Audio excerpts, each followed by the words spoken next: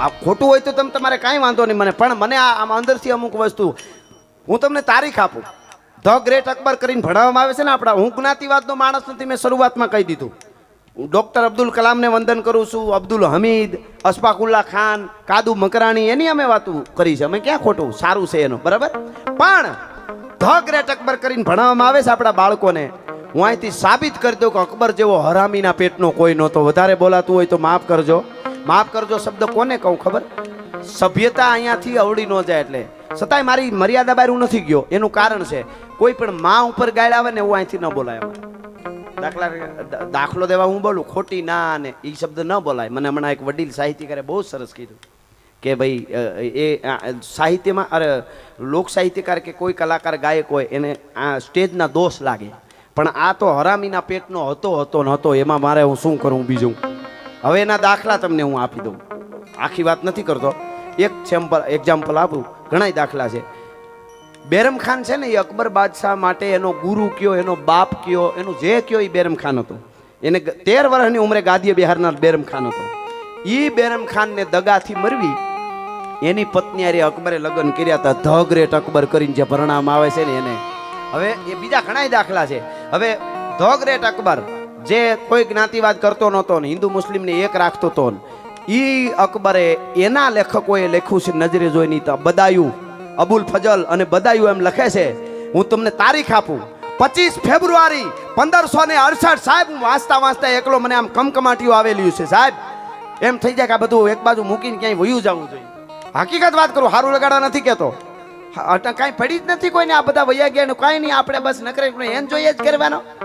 નકરા ડીજે વગાડીને ડીજે જીને કહે 4 દિન બાકી હે 4 દિન કુંડાળા કાઢવા નહીં, હારું કરવા. જરા સમજી જાવ યાર, પાપ લાગશે. ઓલાએ બલિદાન આપ્યા એને. 25 ફેબ્રુઆરી 1568 અબુલ ફજલ અને બદાયું અકબર બાદશાહના મંત્રીઓ લખે છે, લેખકો લખે છે. ઈ કહું છું કે અકબર બાદશાહે મ્યાનમાંથી તલવાર બહાર કાઢી ચિત્તોડમાં, અને રાજપૂતોને લડવૈયા તો કપાઈ ગયા હતા ભીલો સુધી. યુદ્ધ નહીં, યુદ્ધ પૂરું થયા પછી કપાઈ ગયા. પછી આમ જનતા, દલિત થી લઈને દરબાર સુધી આમ ગામની જનતા, અકબર બાદશાહે મ્યાનમાંથી તલવાર બહાર કાઢી અને એમ કીધું, જબ તક મેં તલવાર म्यान ના કરું તબ તક હિન્દુ કો કાટતે રહો. 24 કલાકમાં 35,000 હિન્દુઓને બાળકોથી લઈને સ્ત્રીઓથી લઈને વડીલો સુધી કાપ્યા હતા. એને આપણે ધ ગ્રેટ અકબર તો સારો હતો. જોધા અકબર જેવી પ્રેમ કહાનીઓ નાખી દીધી. જોધા નામની રાજપૂતની દીકરી કોઈ હોય એવું મારા સામે કોઈ સાબિત કરી દે તો એને ઇનામ આપવા માટે તૈયાર છું. ભલા માણસ કોર્ટ માટે જવા માટે તૈયાર છું. એ પોર્ટુગેજ ભૂરડી હતી, દાસી હતી ને એને પરણાવી દીધી હતી. એ ઓથેન્ટિક તમે વાત કરો. પણ જે માણસ 24 કલાકમાં 35,000ની આસપાસના હિન્દુને કપવાનું કહી દેતો હોય અને ધ ગ્રેટ અકબર કરીને, હું 5 વર્ષથી બોલતો હતો અકબર આવો હતો ને ખરાબ હતો. તો જો વેલા મોડું આપણી હાસી નીતિથી બોલી થાય ખરું. હું બોલતો હતો કે આને કાઢવા જોઈએ ઇતિહાસમાંથી, તો યુપીમાં શરૂઆત થઈ ગઈ. વેલા મોડું ચારણ બોલે એ થાય ખરું. એમાં આ બહુ સારી વાત કહેવાય. આ એક બીજું જો જીતા વહી સિકંદર ન કહેતા, એ મારા વિડીયા જોઈ લેવાનું છૂટ 5-7 વર્ષ પહેલાથી હું બોલ્યો હોઈશ. તો ઉજ્જૈનની યુનિવર્સિટીમાં એ હોત છાપામાં હોત મીડિયામાં આવી ગયું કે ન્યાય જો જીતા વહી વિક્રમાદિત્ય કહેજો એમ. બરોબર. અને ત્રીજી વાત તમને, 1576માં મહારાણા પ્રતાપની હાર નહોતી થઈ, જીત થઈ હતી. અકબર બાદશાહની હાર થઈ. એના હું દાખલા આપતો તો અહીંયા આપી શકું, પણ હવે બધાય આ એક રાત્રિના કાર્યક્રમમાં કંઈ બધું ના મારે. હું અત્યારે વાર્તા એક કરું ને 1 કલાક, તમને ગેરંટી આપું તો તમને ભૂલાવી દઉં કે તમે ધોળકામાં બેઠા ક્યાં બોટ, તમે કોણ છો એ ભૂલાવી દો, હોપો પાડી દઉં સાહેબ. એ માતાજીની કૃપા નહીં. આ આપણા સાહિત્યની એવી તાકાત છે, મારી નહીં. પણ એ વાર્તા કરું તો એક જ આવે, પછી મારે જે બધું કેવું છે એ ન આવે. એટલે અમે 2020 યુગમાં સમજી ગયા છીએ, દાખલા આપતા જઈએ છીએ ઝીણા ઝીણા સાહેબ. એટલે આ વાત કરી. પણ તમને કહું, મહારાણા પ્રતાપ મેં કીધું એની જીત થઈ હતી અને એના હું દાખલા આપતો. એમાં એક દાખલો તમને આપું, બધાય દાખલા અત્યારે નહીં, કે આસિફ ખાન અને માનસિંહને અકબર બાદશાહે 1576ના યુદ્ધ પછી 6 મહિના કીધું હતું કે મને મોઢું ન દેખાડતા. જો એની જીત થઈ હોય તો એનું સન્માન કરે કે મોઢું ન જોવે. એવા ઘણા છે. આવું એક એક્ઝામ્પલ. તો હું એ બોલતો તો એને 5-7 વર્ષ થઈ ગયા. તો હલ્દીના મેદાનમાં તમે કોઈ ગયા હશો તો એક બોર્ડ મારેલું છે. 1576માં અહીંયા મહારાણા પ્રતાપની હાર થઈ હતી ને એને ભગોડો જાહેર કર્યો હતો, એવું બોર્ડ હતું. તો હું 7 વર્ષથી આવું બોલતો હતો. વરસદી પહેલા એ બોર્ડ ફરી ગયું. 1576માં મહારાણા પ્રતાપની અહીં જીત થઈ હતી, એ આજ તકમાં હોત આવી ગયું. તો આપણે બોલી વેલા મોડું થાય છે તો આપણે હિંમત રાખજો. કહેવાનો મારો અર્થ એ છે કે આવી તો ઘણી બધી વાતો અને દાખલા છે. એટલે વાત તમને હું ઈ કરવા જઈ રહ્યો છું કે આપણે કોઈને નડવાવાળા સહી નહીં, બધાને મદદ કરવાવાળા, પ્રેમથી બધાને રહેવાનું. હિન્દુ, મુસ્લિમ, શીખ, ઈસાઈ એક બની અને મા ભારતને સુપર પાવર બનાવે એના તરફ આપણે જઈ રહ્યા છીએ. પણ જે નરાધમો છે એને આપણે નહીં, એને જીવતા રહે ને ફાંસીએ નહીં ચડાવી ત્યાં સુધી સુપર પાવર ભારતને બનાવવા તરફ આપણને આ નરાધમો ડગલા નહીં માંડવા દઈએ. એ વાત એટલી જ હકીકત છે.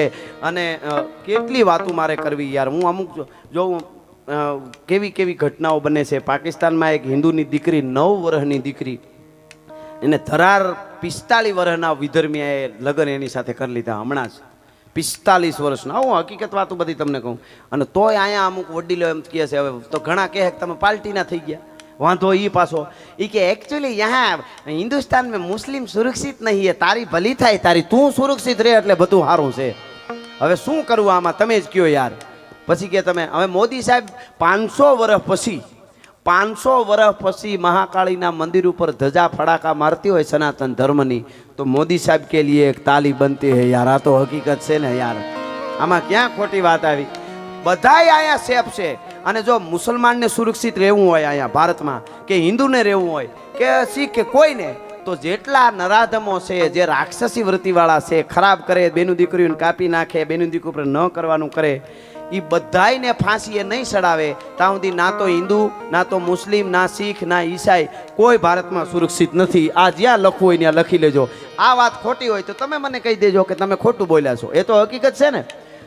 રાક્ષસ હોય ને કોઈ જ્ઞાતિ ના હોય. જે અકબરની મેં વાત કરી એને શું લેવા દેવા યાર? કાપી જ નાખવા ખોટી રીતે. એટલે મારો કહેવાનો અર્થ એ છે. ચિત્તોડના સાકા કોકદીક વાંચજો. 11 વર્ષની રાજપૂતની દીકરીઓ આમ ચૂંદડી ઓઢી, દીકરીઓ બેનું સાંભળજો, 11 વર્ષની દીકરીઓ આમ ચૂંદડી ઓઢી અને હળહળતી આમ ડુંગર જેવી જ્વાળાવા જાતી હોય એના સામે ઊભી દીકરીઓ 11 વર્ષની એમ કહેતી હતી, દાદી ઘડીક ઊભી જાઓ, મોટાબા ઘડીક ઊભી જાઓ, માં ઘડીક ઊભી જાઓ. હવની પહેલા અગ્નિમાં મારે પડવું છે. અગ્નિને ખબર પડે કે રાજપૂતાણીની જ્વાળા પાસે અગ્નિ ટાઢી પડે ભલા માણસ, ત્યારે સનાતન ધર્મ બચ્યો છે સાહેબ. હળહળતી અગ્નિમાં જેવી તેવી વાત નથી, ત્યારે ધર્મ બચ્યો છે. બપ્પા રાવલ થી લઈ અને 550 વર્ષ સુધી બપ્પા રાવલે ઈરાન જઈ અને સોક્યું થાપી દીધી હતી ક્ષત્રિયોની. ત્યાં હો કિલોમીટરની અંતરે ચોક્યું થાપી હતી. એ 550 વર્ષ સુધી કેટલી પેઢીઓ કપાણી છે કોકની કલ્પના કરજો. તઈ હું તમે 7મા હાઈકામાં એ થાપી હતી સોકી. 1192માં પાછા અહીંયા વધારે પ્રવેશ પૃથ્વીરાજ વખતે કરી શક્યા.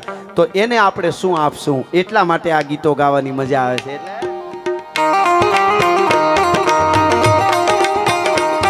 એટલે હલ્દી મેદાન માંથી યવ લોની ખોજ હામે વર વાને આયા સાહી ભોગ લોની ખોજ માંથી એકલો ત્રાટકો રાણો હટકો એક કાવીના ટોકુના મંડાળ